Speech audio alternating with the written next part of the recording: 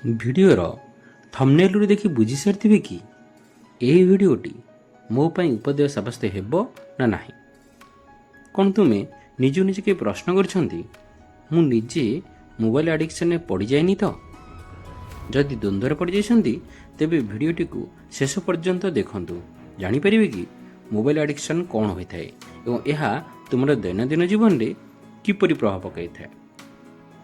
ସାଙ୍ଗମାନେ, ଆମେ କ'ଣ କରିଥାଉ ନା ସକାଳୁ ଉଠିବା ମାନେ ପ୍ରଥମେ ମୋବାଇଲକୁ ବେଡ୍ ଉପରେ ବସି ଦେଖିବା ଆରମ୍ଭ କରିଦେଇଥାଉ। ବ୍ରେକଫାଷ୍ଟ ହେଉ ବା ଲଞ୍ଚ ବା ଡିନର, ଖାଦ୍ୟ ଖାଇବା ସମୟରେ ମଧ୍ୟ ଆମେ ମୋବାଇଲ ଠାରୁ ନିଜକୁ ଦୂରେଇ ରଖିବା କଷ୍ଟସାଧ୍ୟ ମନେ ହୋଇଥାଏ। ସାଙ୍ଗସାଥୀ ବା ପ୍ରେମିକ ପ୍ରେମିକା ନିଜର ଅନେକ ମୂଲ୍ୟବାନ ସମୟକୁ ଏହି ମୋବାଇଲ ମାଧ୍ୟମରେ କଥୋପକଥନ ହୋଇ ସାରି ଦେଇଥାନ୍ତି। ଆଉ ବେଳେବେଳେ ନିଜକୁ ମୋବାଇଲ ଠାରୁ ଦୂରେଇ ରଖିବାରେ ବିଫଳ ହୋଇଥାଉ ଯେତେବେଳେ ଆମେ ମୋବାଇଲକୁ ଧରି ବାଥରୁମକୁ ଚାଲିଯାଇଥାଉ। ସକାଳୁ ଉଠିବା ଠାରୁ ରାତ୍ରିରେ ଶୋଇବା ପର୍ଯ୍ୟନ୍ତ ମୋବାଇଲ ତୁମର ପିଛା ଛାଡ଼ି ନଥାଏ। ଥରେ ଭାବି ଦେଖନ୍ତୁ ତ, କ'ଣ ତୁମେ ଯେତେ ସମୟ ମୋବାଇଲରେ ଦେଉଛ କ'ଣ ତୁମ ପାଇଁ, ତୁମ ଦେହ ପାଇଁ, ନିଜ ମନକୁ ଶାନ୍ତିରେ ରଖିବା ପାଇଁ ସମୟ ଦେବାର ଆବଶ୍ୟକତା ନୁହେଁ? ଏହି ସମସ୍ତ ମୋବାଇଲ ଆଡ଼ିକ୍ସନ୍ ଖାଲି ତୁମ ସହ ଘଟୁନାହିଁ, ସମସ୍ତ ପୃଥିବୀରେ ଏହା ଏକ ପ୍ରକାର ନିଶା ଭାବେ ଆବିର୍ଭାବ ହୋଇ ଗଢ଼ି ଉଠିଛି। ଅଧ୍ୟୟନ କରି ଜାଣିବାକୁ ମିଳିଛି କି ପ୍ରାୟତଃ ଅଧିକାଂଶ ଲୋକେ 5ରୁ 6 ଘଣ୍ଟା ବା ତାହାଠୁ ଅଧିକ ସମୟ ମୋବାଇଲ ଦେଖିଥାନ୍ତି। ସେମାନେ ସିରିୟସ୍ ଆଡ଼ିକ୍ସନ୍ ଶ୍ରେଣୀରେ ଅନ୍ତର୍ଭୁକ୍ତ ହୋଇଥାନ୍ତି। ସେମାନଙ୍କ ଡେଲି ଲାଇଫଷ୍ଟାଇଲ୍ ସମସ୍ତ ସମ୍ପର୍କ ଉପରେ କେତେ ପ୍ରଭାବ ପଡ଼ିଥିବ ଥରେ ଅନୁମାନ କରନ୍ତୁ।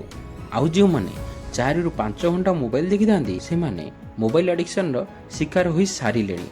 ଆଉ ଯେଉଁମାନେ 3 ଘଣ୍ଟାରୁ କମ୍ ସମୟ ଯଥା କୌଣସି ଆବଶ୍ୟକ କାର୍ଯ୍ୟ ଦୈନନ୍ଦିନ ଜୀବନକୁ ସହଜ କରିବା ପାଇଁ ଏହାକୁ ଡିଭାଇସ୍ ଭାବେ ବ୍ୟବହାର କରୁଛନ୍ତି, ଆଉ ଯେଉଁମାନେ 3 ଘଣ୍ଟାରୁ କମ୍ ସମୟ ଯଥା କୌଣସି ଆବଶ୍ୟକୀୟ କାର୍ଯ୍ୟ ଦୈନନ୍ଦିନ ଜୀବନକୁ ସହଜ କରିବା ପାଇଁ ଏହାକୁ ଏକ ଡିଭାଇସ୍ ଭାବେ ବ୍ୟବହାର କରୁଛନ୍ତି, ସମ୍ପୂର୍ଣ୍ଣ ଭାବେ ସେମାନେ ହିଁ ମୋବାଇଲ କବଳରୁ ନିଜକୁ ମୁକ୍ତି କରି ରଖିଛନ୍ତି। ମୋବାଇଲକୁ ତିଆରି କରାଯାଇଥିଲା ତୁମ କାମକୁ ସହଜ ଶୀଘ୍ର କରିବା ପାଇଁ, କିନ୍ତୁ ଏହା ମୋବାଇଲ ନିଶାରେ ଆମେ ଏପରି ଭାବରେ ବୁଡ଼ି ଯାଇଛୁ କି କୌଣସି କାମ କରିବାକୁ ଇଚ୍ଛା ହିଁ ଆଉ ହେଉନାହିଁ। ଖାଲି ମୋବାଇଲ ଦେଖିବା, ଖାଇବା ଆଉ ଶୋଇପଡ଼ିବା।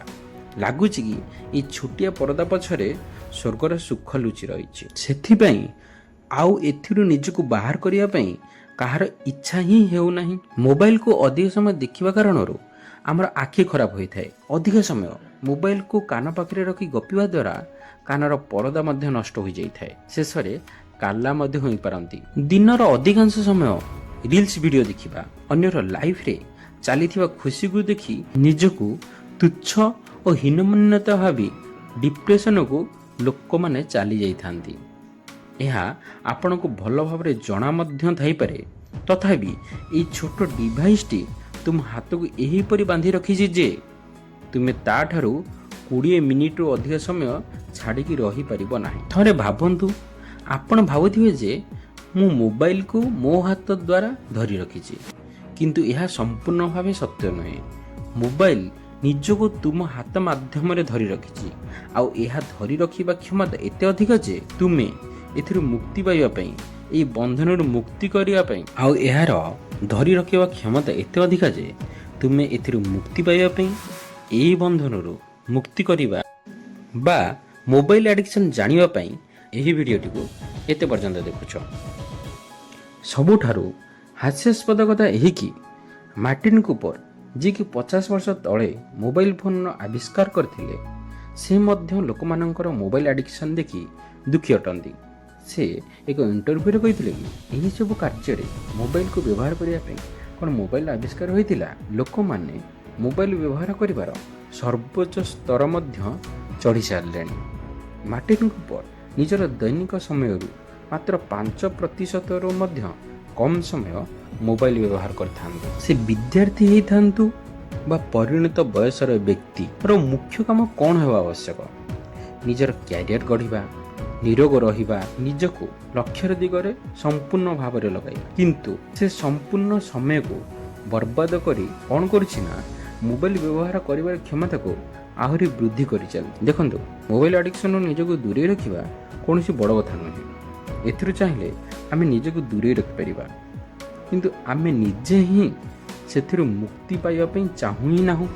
ବାରମ୍ବାର ମୋବାଇଲ ଚଲେଇବାର କୌଣସି ନା କୌଣସି ବାହାନା ଖୋଜି ଦେଇଥାଉ। ଯେଉଁଦିନ ତୁମେ ନିଜେ ବାହାନା କରିବା ବନ୍ଦ କରିଦେବ, ମୋବାଇଲ ବ୍ୟବହାର ସଠିକ୍ ଦିଗ ଜାଣିପାରିବ, ଆଉ ସେହିଦିନ ନିଜେ ଅନୁଭବ କରିପାରିବ କି ଏଇ ଛୋଟ ଡିଭାଇସ୍ ଆମର କାମକୁ ସହଜ କରିବା ପାଇଁ ତିଆରି ହୋଇଛି, ଆଉ ଏ ପର୍ଯ୍ୟନ୍ତ ମୁଁ ଏହା ଦ୍ୱାରା ବ୍ୟବହାର ହେଉଥିଲି।